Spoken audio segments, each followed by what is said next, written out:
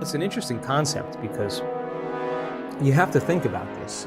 Why is it that you can give someone a sugar pill, a saline injection, or perform some false surgery or treatment, and a certain percentage of those people will accept, believe, and surrender to the thought without any analysis that they're getting the real substance and real treatment.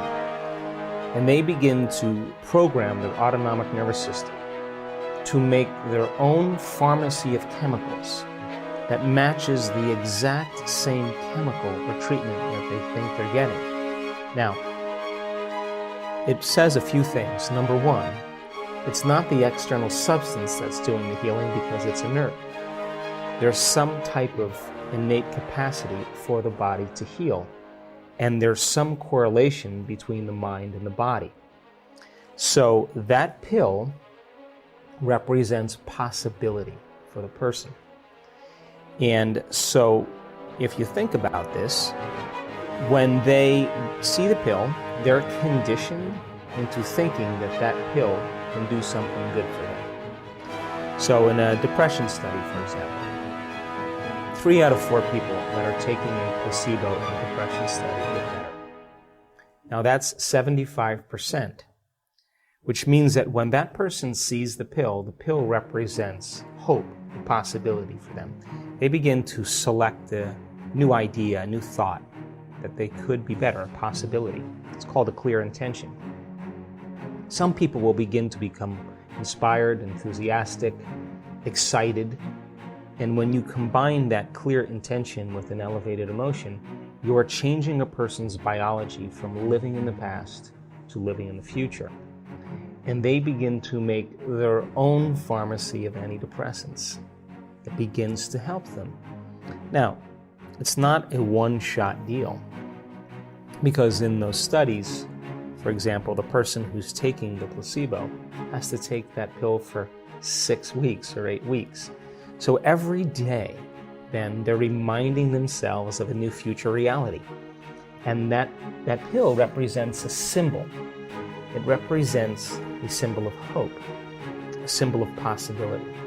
And instead of them relating to themselves in a limited way, that they have to resign to the idea that they can't think greater than how they feel in a depression study, or feelings have become the means of thinking, they're actually changing their physiology by thought alone.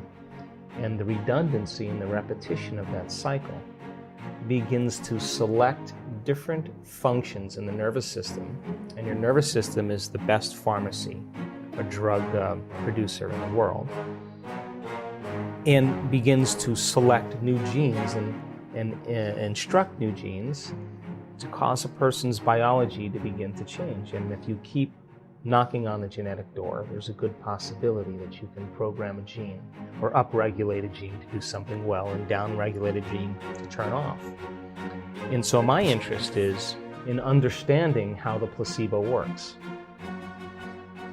How does it work? Once you understand how it works, will you be able to teach it? Because do you need the sugar pill in order to move into a new state of being? Or can you teach a person to select an unknown instead of a known, and continuously select that unknown and emotionally embrace that future before the event occurs, so much so that the body, as the unconscious mind, begins to believe it's living in that future reality in the present moment.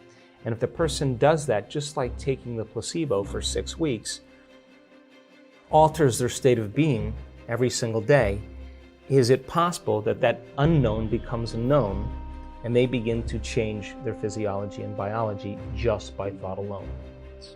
Now, she's changed her belief about her past, because she's no longer saying, I am this way because of my relationship with my husband. See, because when you say, I am this way because I had an abusive father, I am this way because I had a difficult marriage, I am this way because I got fired from my job, what you're saying is, I haven't changed since that event emotionally. And so now you're viewing your future through the lens of the past. When you overcome that emotional state, a memory without the emotional charge is called wisdom.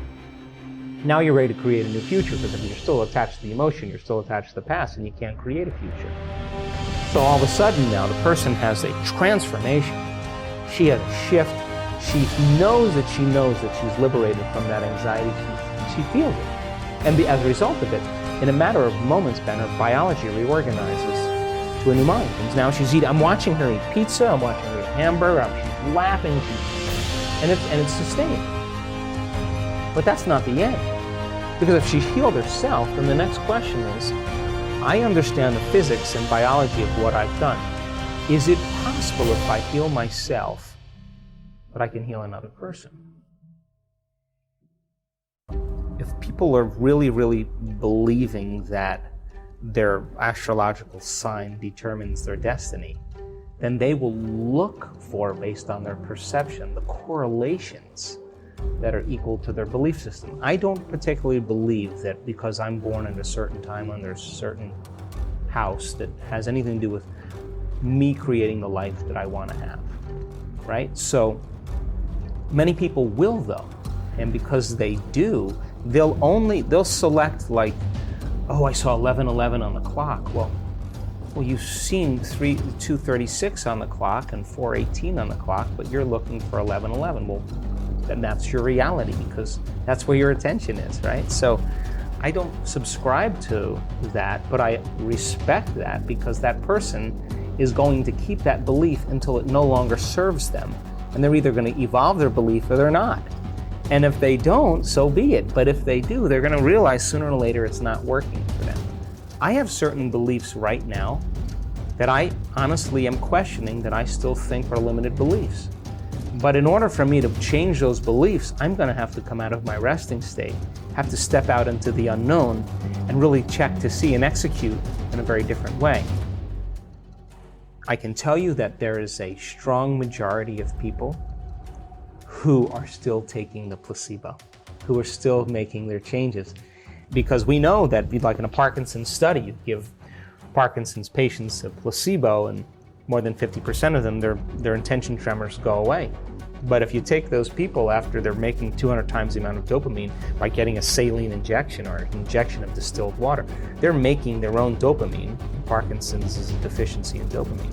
When they return back to their life and they see their caregiver and they play chess with their friends and they see their wife or sleep in the same bed or whatever it is, their personal reality is creating their personality, reminding them who they are. Their disease comes back because they're back to the same identity.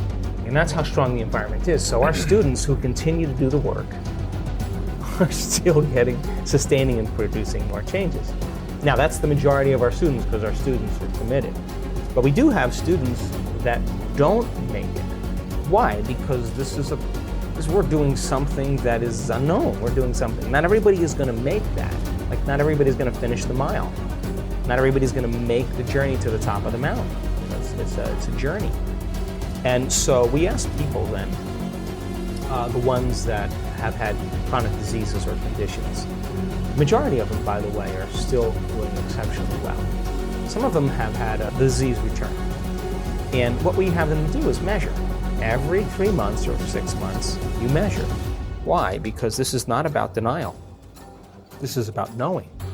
So with the people who have had some conditions return, we ask them to measure, and then we ask them to go at it again. And if their values aren't changing, we ask them to intervene with other medical means or whatever they need to improve. So the ones that have had the healings, though, the majority of them are still doing exceptionally well. Some of them that stop taking the placebo or they lose their job, they lose their mother, they lose their life, and they get stressed, and they go back to their old self. Well, it's a matter of time when we're going to start seeing some of those conditions return.